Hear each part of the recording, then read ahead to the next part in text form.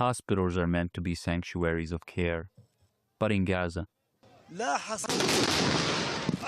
they have become scenes of some of the darkest chapters in Israel's genocide in the Strip.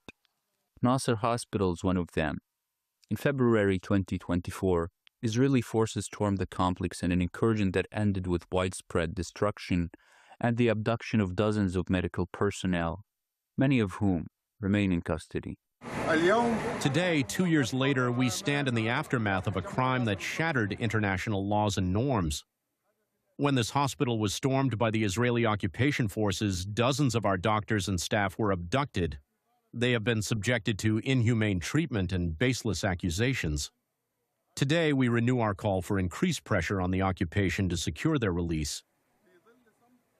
Holding pictures of the abducted doctors, families stood side by side with members of the medical crews, gathering to mark the anniversary.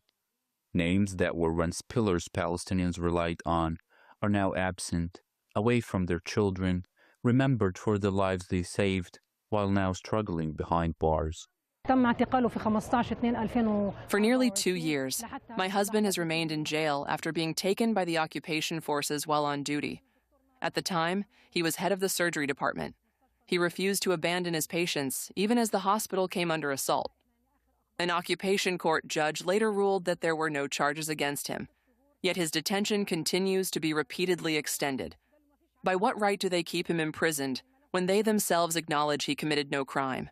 My father, the general director of field hospitals, is now being held in solitary confinement in Ashkelon prison, where he is reportedly denied proper medical care. He dedicated himself to caring for patients without rest. Yet today, he is the one deprived of care. The world must pay attention, not only to my father's case, but to all those still held behind Israel's bars. Behind bars, deadly conditions continue to claim the lives of Palestinians. Last week, paramedic Hatem Rayyan was pronounced dead amid medical negligence in Naqab prison, raising the toll further. This unfolds as Israel's extremist officials oversee inhumane policies of torture and abuse, with no respite on the horizon. Years move on and the wounds of Gaza's hospitals remain unhealed, still missing the doctors abducted by Israel. While demands for their immediate release continue here, the healers who once stood on the front lines to save lives remain suppressed in silence behind Israel's bars. Ahmed al-Najjar for Press TV, Khan Yunis, Palestine.